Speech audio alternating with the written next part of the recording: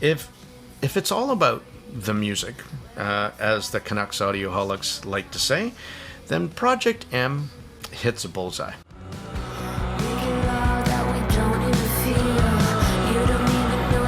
It's her or it's me, but somewhere deep in it's cutting like a knife, so you just kill it with the one. All of a sudden you are free. You call your mom and say, hey, it's me. I just need some more mommy money. I'm gonna spend it. You're filling up my house, my face, my body, and my tongue, 'cause I just wanna feel good. Using all that's left somewhere in your chest, on your sweetheart hit and missed. Uh-oh.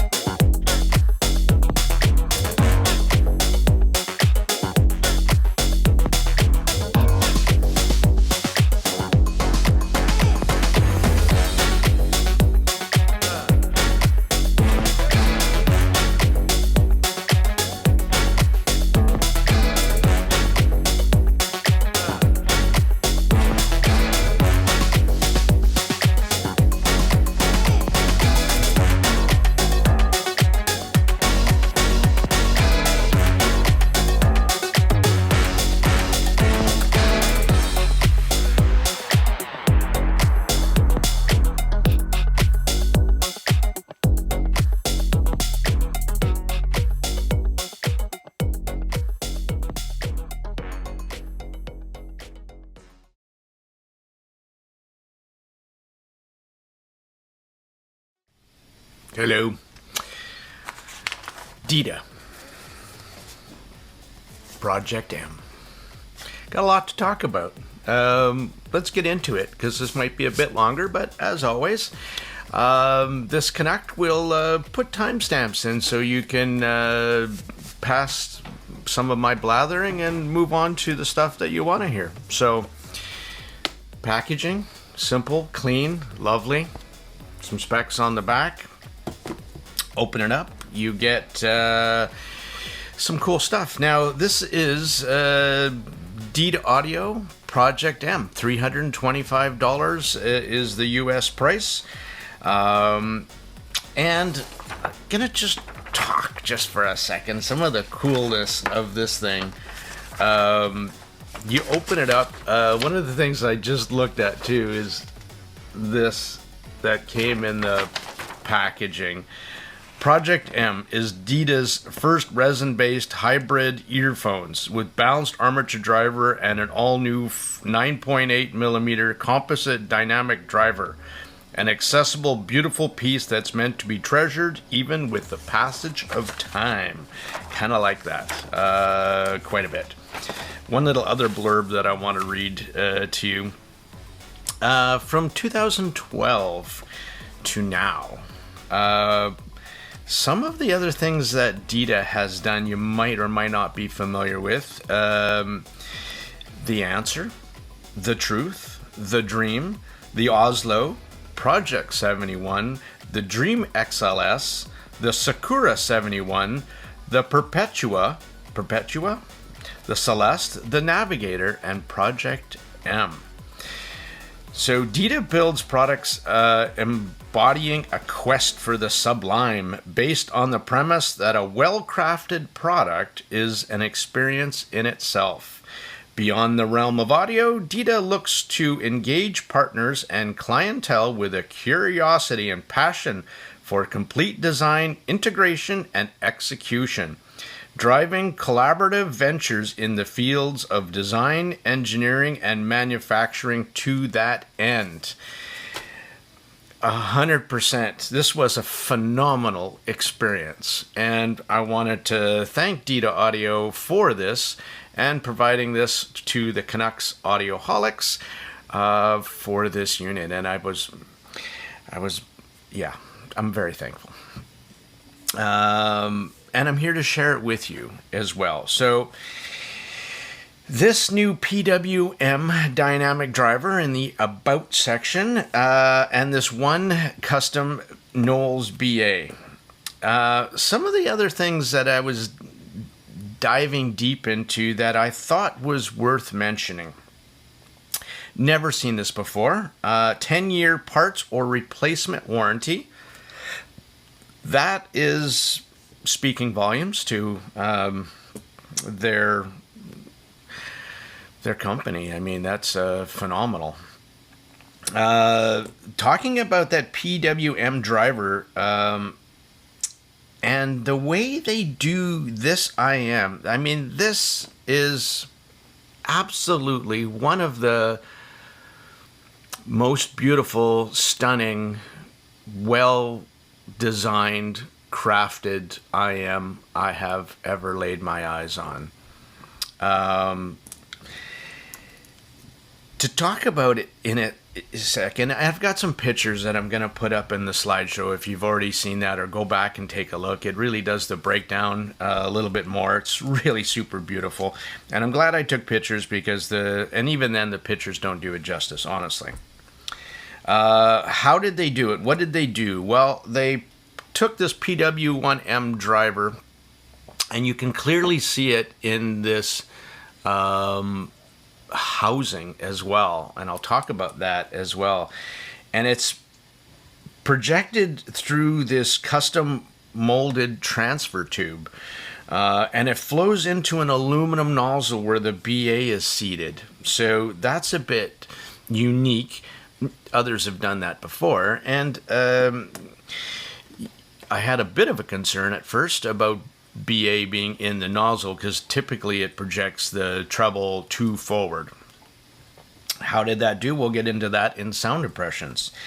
The MOCA, M-O-C-C-A cable, custom built by Cardass. They're famous for their wire. What MOCA stands for, I imagine it stands for Modular Oxygen Free Copper, something, eh? Yeah. Each item, this is kind of interesting too, diving deep into this, that's built by DITA, gets sonically paired to their own cable. And this is such a lovely, soft, flexible, modular cable. Let's open up this little container. And Hold on for a second. All right, I'm back. So this is the cable. It's like a 2-core cable wrapped in this really, really soft PVC. Their little molded ends are snug. Well, this whole cable is well designed, including the molded end. Really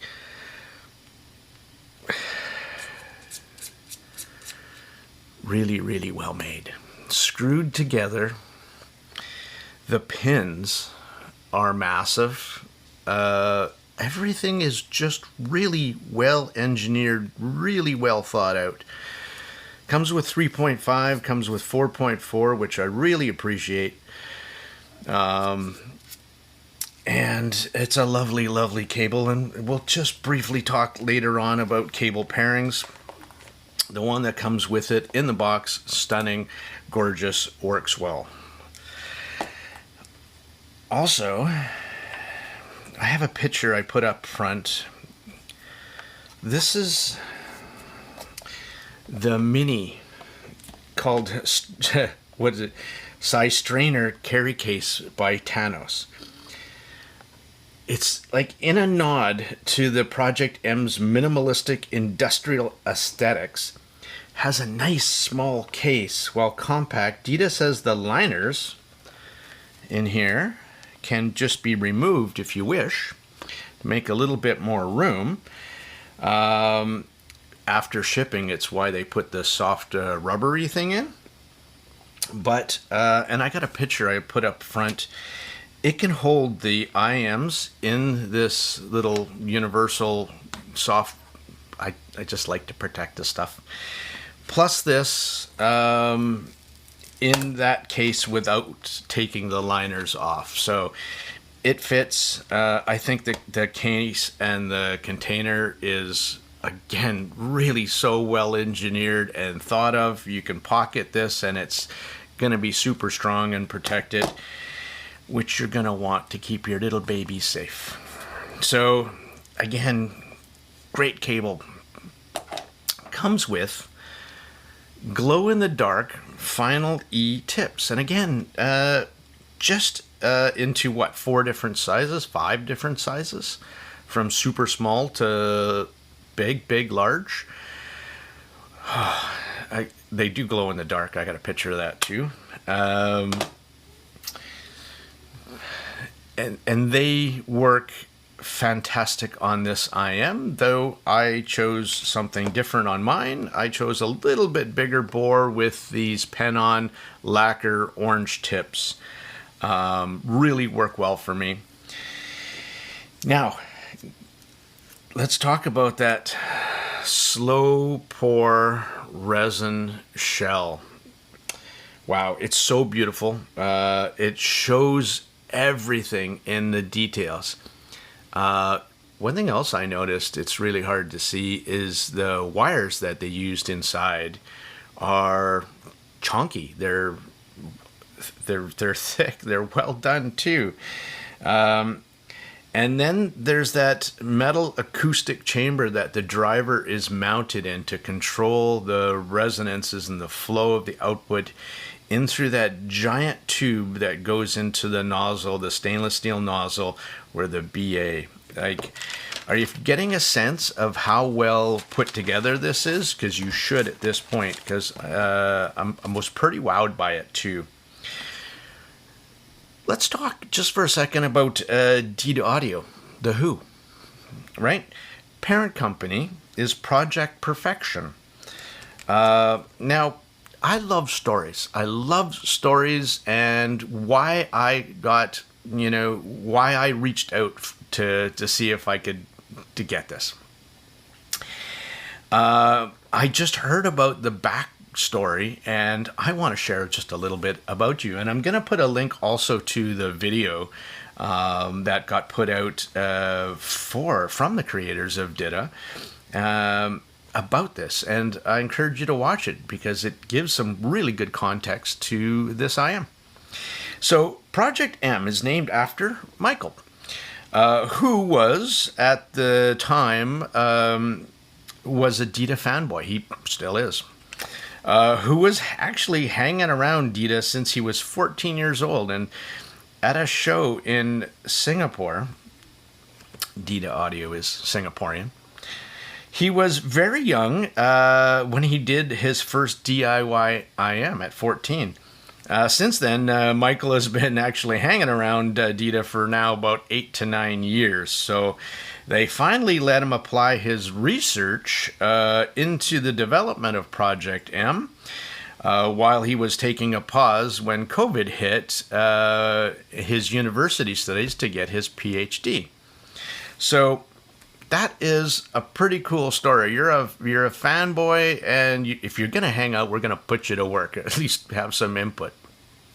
And it does kind of remind me of my first job at a stereo store, where I'd pretty much hang out there all day, and the guy finally said, well, if you're going to hang out here, I'm going to give you a job. So that was my first job, installing car audio.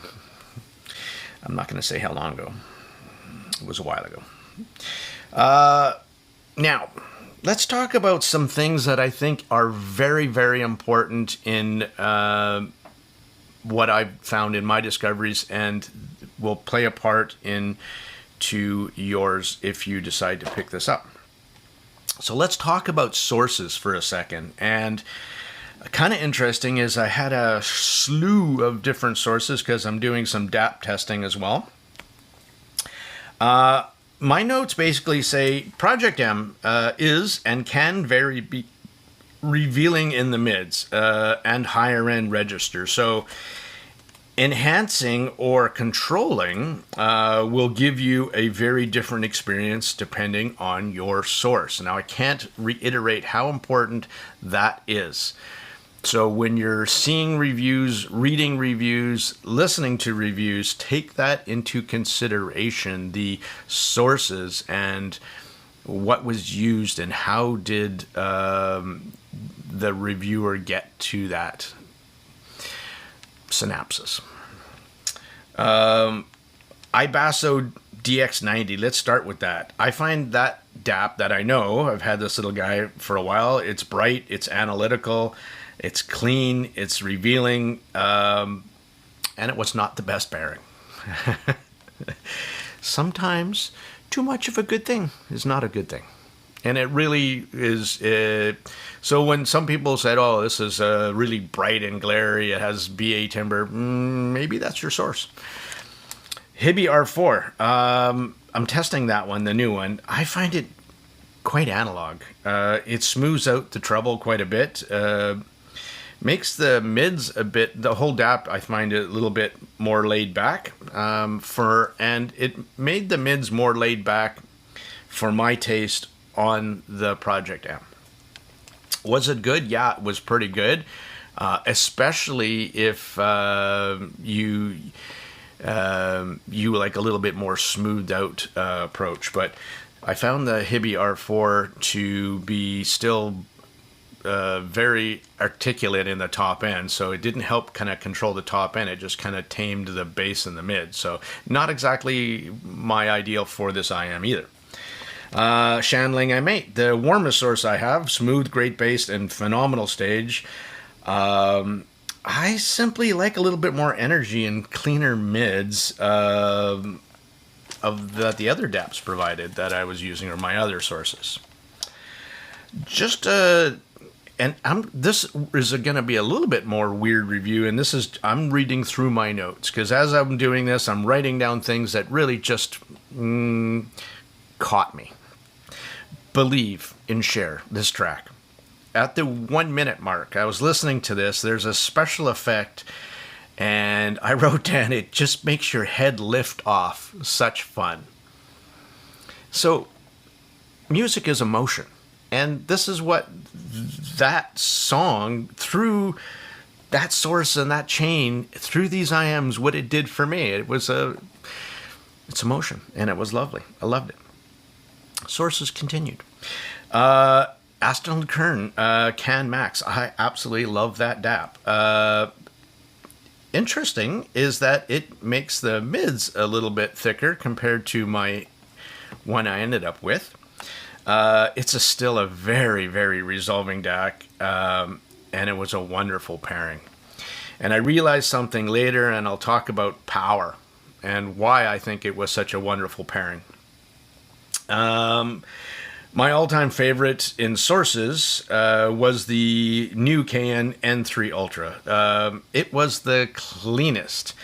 This is that new tube DAP that I thought it was going to be super crazy warm. I was worried a lot. It turns out it's probably one of my cleanest DAPs.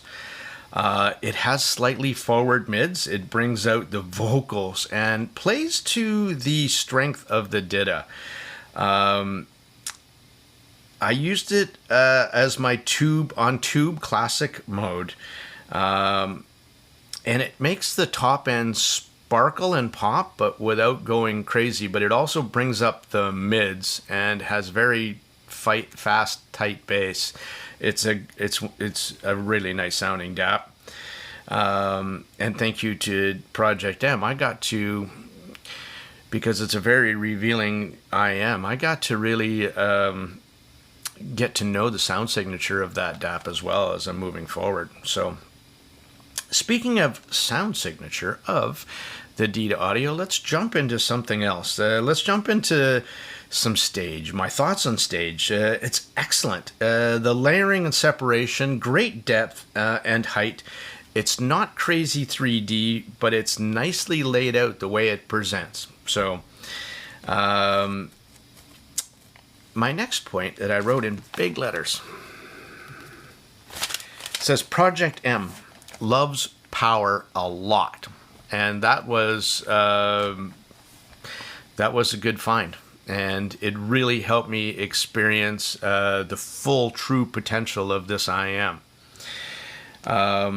My chain in the final configuration here, I swapped out the fabulous stock cable, and here's the KN N3 Ultra. It's using a DD Hi-Fi 4.4 out. Now this DAP has a line out through tube mode and 4.4 into the X-Duo XD05 Pro. And so I'm using this as the transport. I'm using this as the amplifier stage. My cable is one from the end cable that I chose. It paired the absolute best. I'll put a link in the description as well. It's from the wholesaler who makes Penon ISN cables.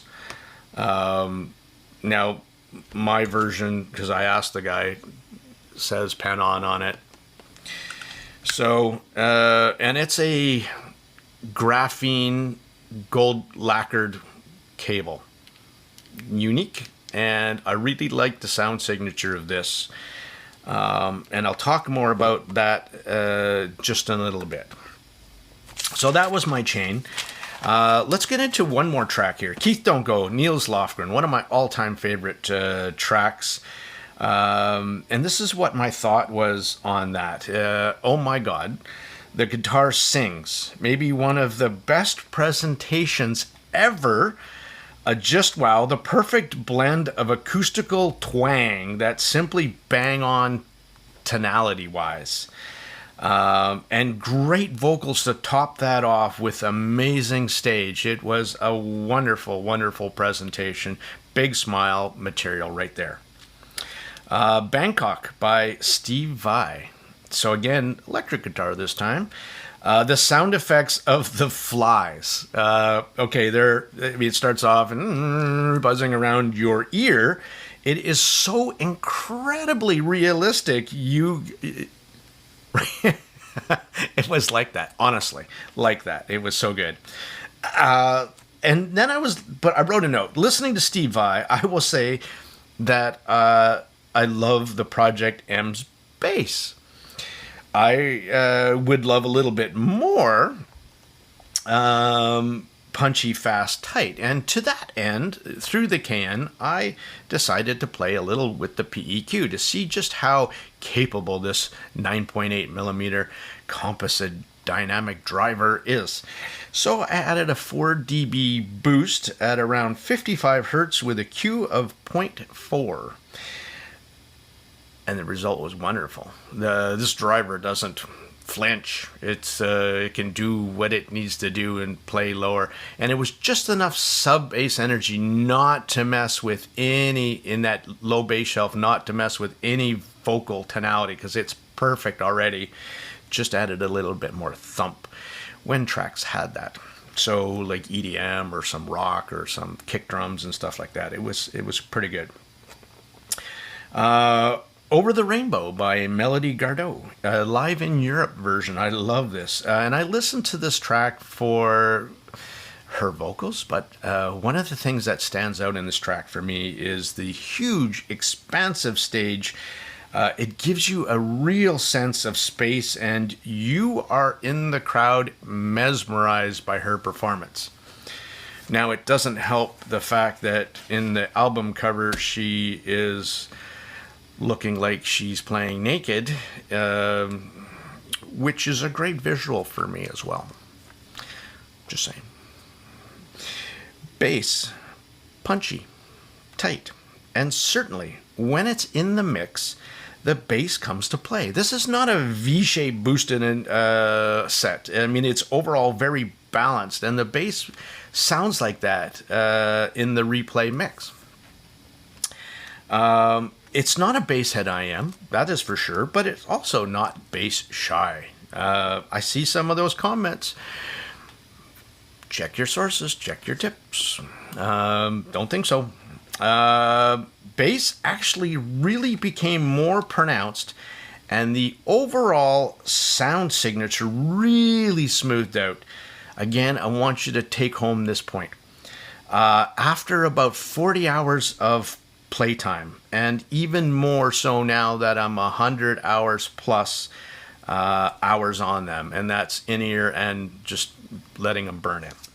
Now, that being said, if you're listening to this thing out of the box, straight out of the box, I don't think you're gonna get the true heartfelt nature of this I am, because it needs to mellow. It did, and when it did, it mellowed in a really nice way.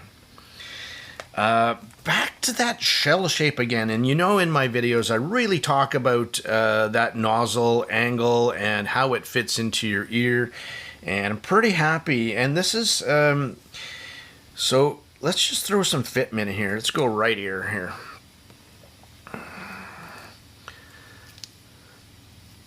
So first of all, these things can go quite deep into your ear. Well, they do mine with a smaller ear tip, and they are super comfortable for hours and hours of use. Definitely tested that.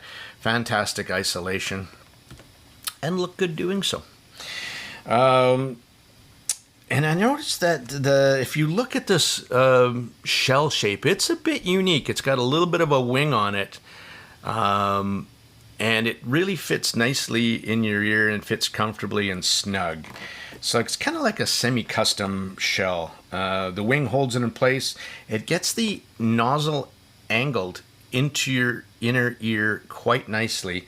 You get a good deep insertion, but that angle is probably what gives the Project M such the ability to project the stage so well. And it's comfortable and it's well engineered. I've seen a few comments about the top end being spicy or sibilant, and the bass soft and not punchy. So here's some of my thoughts now on that through my journey of the DITA Audio's Project M. Firstly, I will say that this IM is spectacular. For me now that I have spent considerable time dialing it in. Tips, number one importance. Find a comfortable set that allows a good seal and deeper insertion.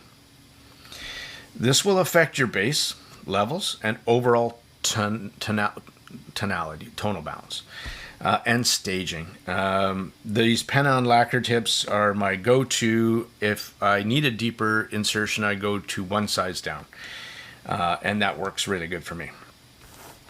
Number 2, sources. Wow, I can't say this again enough. Huge. As I've been doing some of these DAP testings, I will say that it's understated that the tonality of your source will color your Project M in one way or another. Absolutely. Project M is a very transparent, it's a very revealing IM. It takes on the characteristics of your source to a much lesser degree the cable, but the source makes a massive difference. Again, my favorite chain, Cayenne N3 Ultra on modern tube mode, sending it out, line out to the X-Duo XD04, and the 4.4 goes to that. That cable tips, and that is how I ended up with all my sound impressions.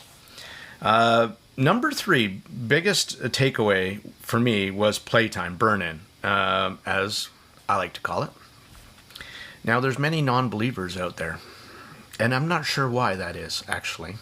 Some think it only lives in your head. It's a mental thing, but educate yourself a little bit, please. I know otherwise. Drivers, especially dynamic drivers, have they have a physical motor to them, right? A structure with a voice coil, a suspension, and a in this case a dome. The surround on the outside of the dome, and the dome being in the middle, and sometimes they're two different completely materials. Dynamic drivers do, fact, loosen up with playtime and subsequently have the ability to play lower notes and output. In my observations, building and running Iasca car audio systems and building pro audio setups, I have seen drivers wear out, where the suspension gets too loose and the driver motor actually bottoms out of the voice coil, and the thing blows up.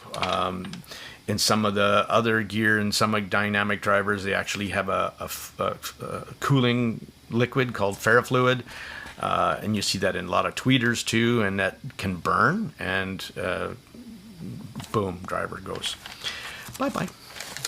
So there is a physical burn-in, and it is evident with this IM that the longer it has some playtime, and I don't think you're going to ever have to worry about the suspension and everything loosening up to where you would need to replace this, right? That's how you knew you needed to replace those other drivers, is when they would get too loose and they would be uncontrolled. Where this little guy in this 9.8 millimeter, I don't think you'll ever have that issue. 4th takeaway. This little thing loves power a lot. The more juice available, the better that Project M really responds to that. Power helps control the cone movement back and forth, right? And lowers distortion. And so the more power you have, the better your experience you're going to get.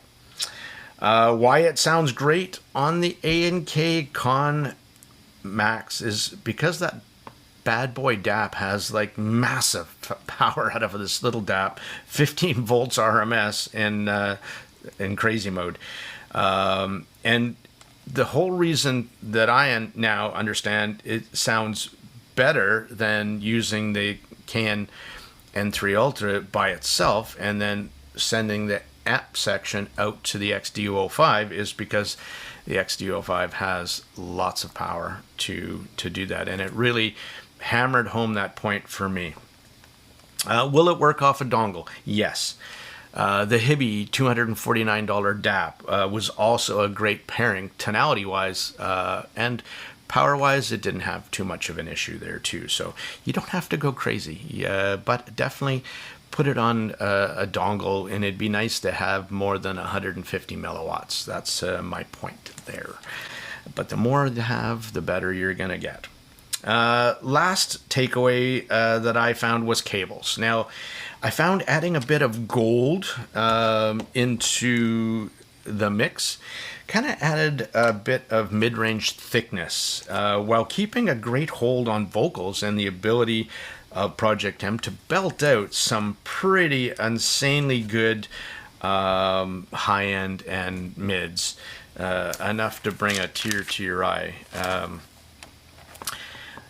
Talking about its overall tonality, I found Project M to be clean, balanced, exceptionally transparent in the mids, with a pitch-perfect tonality and timbre. And again, if you're reading, watching reviews, keep that in mind, and that might be a big part that plays into the sources and everything else, right? Bass is fast, it's punchy, yet plays low when called upon. Highs that, once dialed in, are airy. They're extended with laser-focused precision and details. Now, I'm over 50, so you young whippersnappers might get more high-frequency sound ability into your younger ears, but I don't seem to have that problem, really. I am a bit treble sensitive, and Project M works for me, especially after now 100 hours burned in, smoothed over. Fantastic. I don't have any issues there whatsoever with the highs. So let's talk about that stage. Stage is expansive in all axes, width, height, and depth. It's not that CHER EJ07 kind of 3D spatial effects that pulls your focus away. It's not like that at all. This is wonderful. In this DITA, it does a great job of projecting pinpoint imaging for instrumental and vocals, but keeping you engaged in the music. And I think that's a big part of what part of this presentation and what it makes it engaging for me, for sure. The instrumentals, the guitar, the piano strings, all have not only great weight, but the correct weight. That's a big part of it. Or airiness, to come across as natural and organic without kind of colorization. And again, I'm coloring this with my sources to my preferences as well. So, but and once it's dialed in, I mean, I really, really love this. I am. When I was listening again to Steve Vai on the electric guitar, I just couldn't get enough. It was simply mesmerizing, the playback that I was getting. So let's conclude this with some overall thoughts, shall we? This IM is not going to be for everyone. If you're gonna pick this up, you're gonna need to spend some time dialing it in, and if you do, you will be rewarded. Having a few sources and a good elemented gold cable will help, but not required to have a good time. A well thought out release by DITA Audio. Really, honestly, from the overall tuning and the driver kind of selection choices to the shell shape and its beautiful aesthetics and industrial design.